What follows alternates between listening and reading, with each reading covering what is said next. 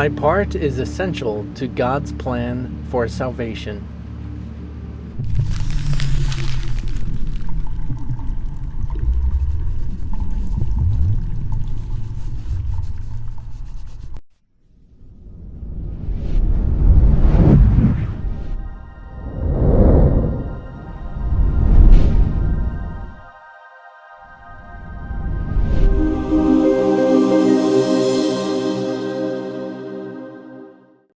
This is the reason you're doing the course with me right here. I love this lesson, not only because it uses the word ascend to meet the Christ in you, but just so much about it to recognize that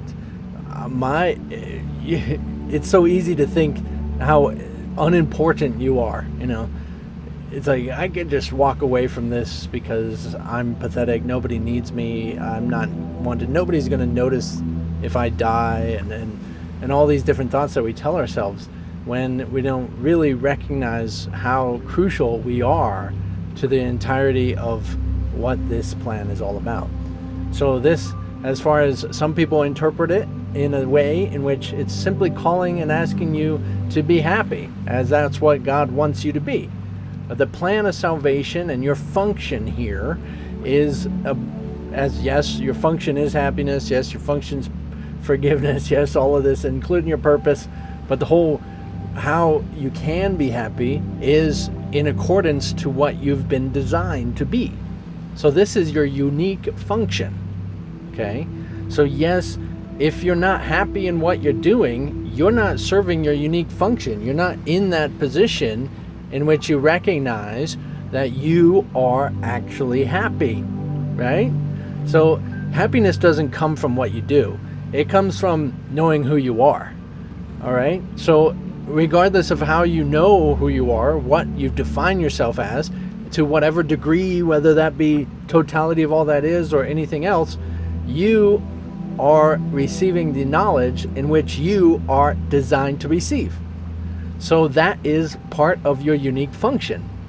So in this, if you really feel the call and recognize that it is your time to recognize it here and now, and what that is to recognize, and if you really feel that, you literally can feel that shift. You can feel that turn. You can feel it turn on. You can just feel it.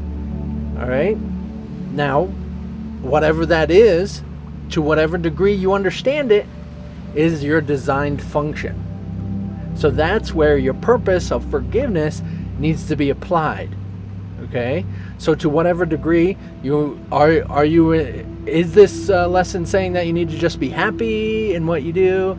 Is it saying that you need to be a family, what you do, happiness? Is it saying that you're the dreamer in your happiness? Is it saying that you need to come total, full divine realization and be happy? What is it calling you to do? Because whatever it is, if you think you can understand, you're like, oh yeah, total divine realization, dude. And then you get there. Because if you don't get there instantaneously when you decide to accept this function, that's not what your function is. If you have to work for this, it is not currently what your function is. You have a designed all attributes that you need right here. Yes, full divine full awakening is there, yes. But if it's not instantaneously, if it's not done right away, you're still have steps to take on this plan of salvation. Okay? You have to take those steps. Those steps are unique to you. It is crucial. It is a reason why they call it the stairway to heaven. Okay?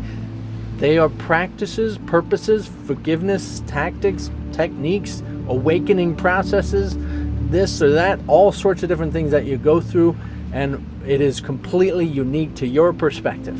And you just have to say, follow the light, follow your guidance, and keep going with it. Keep going with it. Keep going with it. Only you really know what that is. Okay? A good term that has been used is follow your bliss. Because yes, it will be blissful, but recognize and remember, one way or another, you're going to have to extract all of that mucky grows stuff inside you. Okay?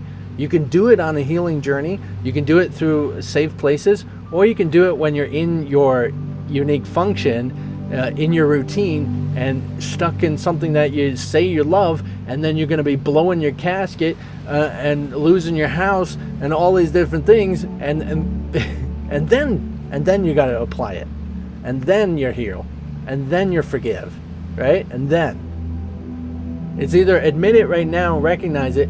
When you have less to lose. You can go on a journey. You can join communities. You can get support groups. Go on shamanic journeys with myself or anybody that will help you in your awakening process. And it is very unique to you. Very, very unique to you. I gotta emphasize that it is not anybody's specific arrangement of any kind. Just follow what you feel inspired by, what you feel called by. What do you feel called to do? Where do you feel called to learn or take the courses, or this hermitage, or this meditation retreat, or whatever it might be?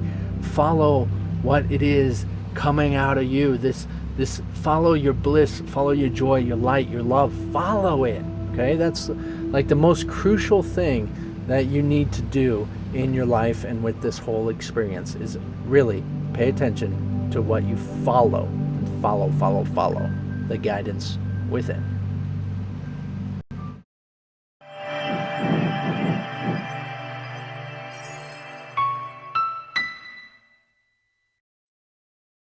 So your unique function is, yes, what makes you happy. It's a natural occurrence. When you're happy, you are in your unique function. You're embracing what you've been designed to be.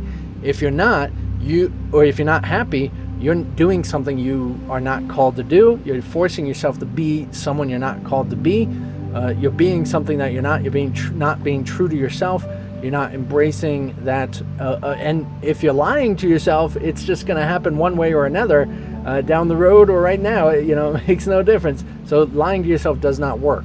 You want to really heal and forgive as much as possible to be in that unique function. And you see, when you are, everything just naturally falls into place, because you're just being what you've been designed to be, and the universe is being what it's designed to be, and it's naturally just fitting in together. If you're trying to fit into some other shape or mold that you're not, then it in no way is it going to work out. It's you that's not working with the universe.